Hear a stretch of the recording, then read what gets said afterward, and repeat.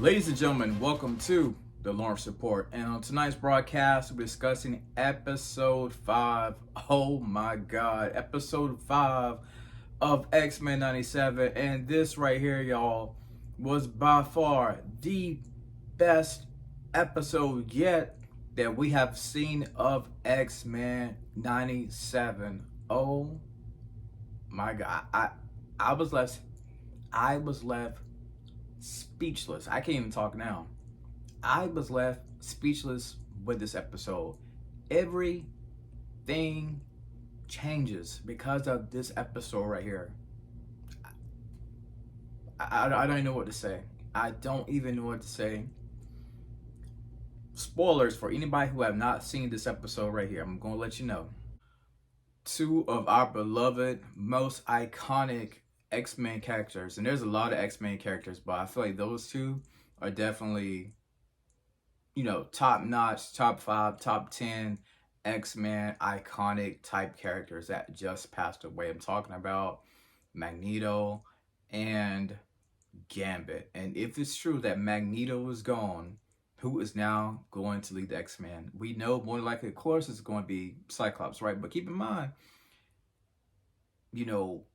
Magneto was just sent there to lead them, and if he passes away, that's going to be a brand new type of ball game. And there's so many messages that are hidden in this X-Men series. When we look at everything that's going on in America when it comes to race, politics, things that nature right there, human life, just people being treated like humans, right?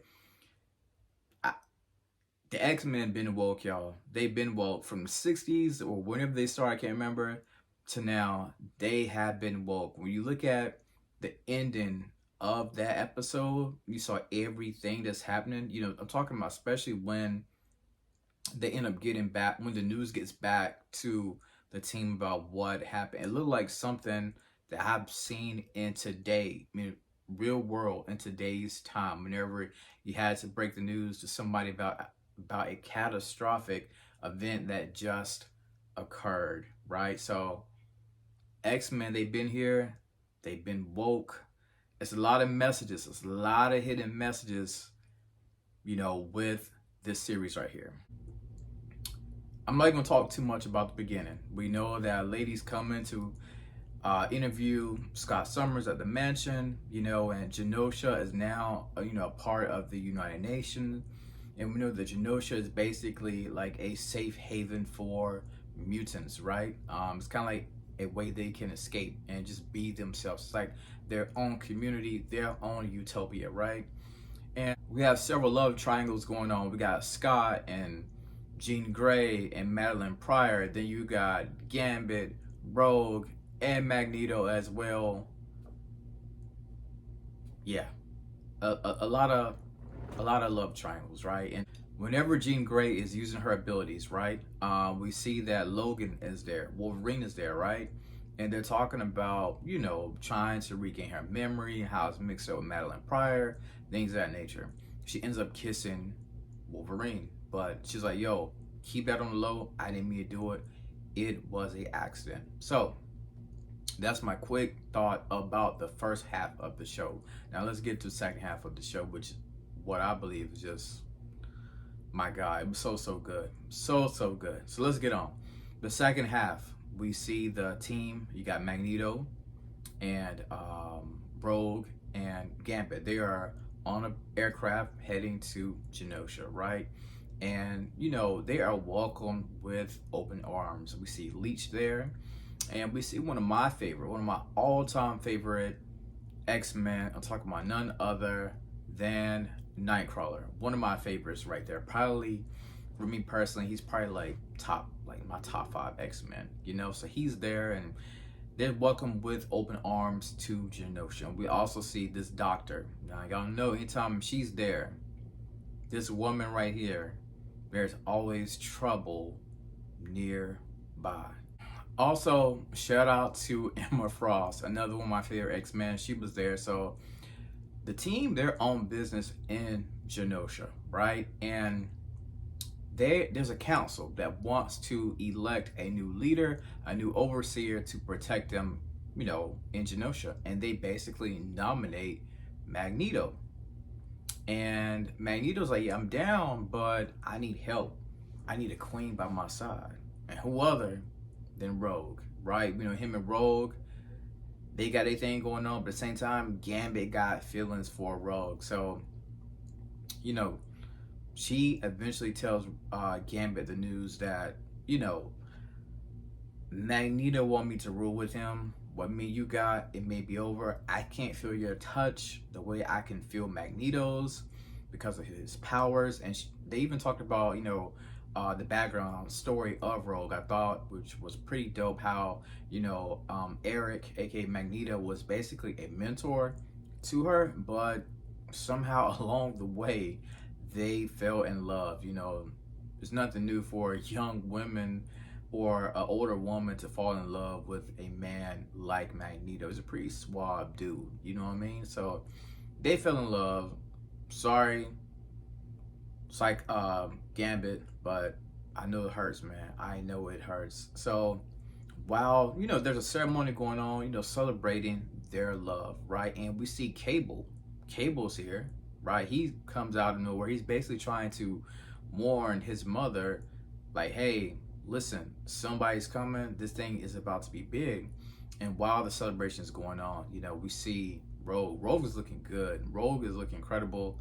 Magneto is spellbounded. Gambit sick in the head when he sees how Rogue and Magneto are actually able to touch. Something that Gambit really couldn't process when he saw that right there. But when that something big came, we saw these Godzilla Sentinels.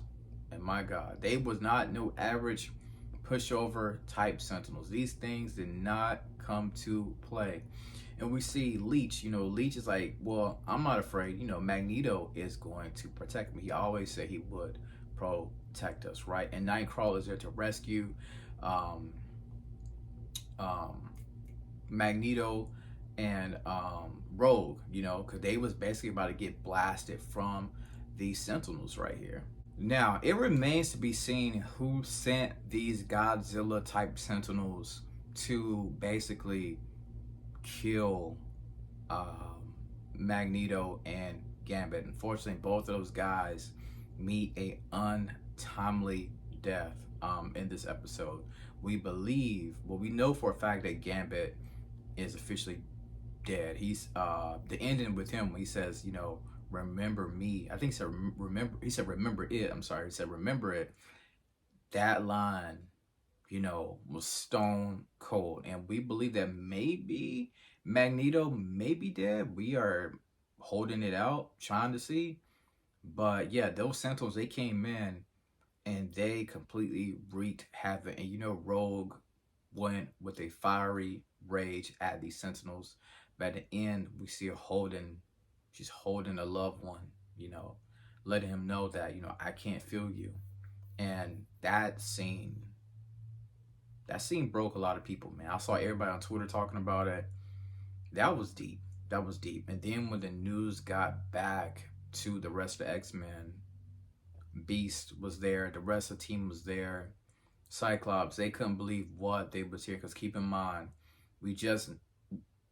it was just made official that Magneto is supposed to lead us. And now with him potentially dying, or he may come back, we'll see on the next episode. If he is dead, who's going to lead us now? Is it still going to be Scott? Are they going to put Scott back into the forefront? So we'll just have to see. But man,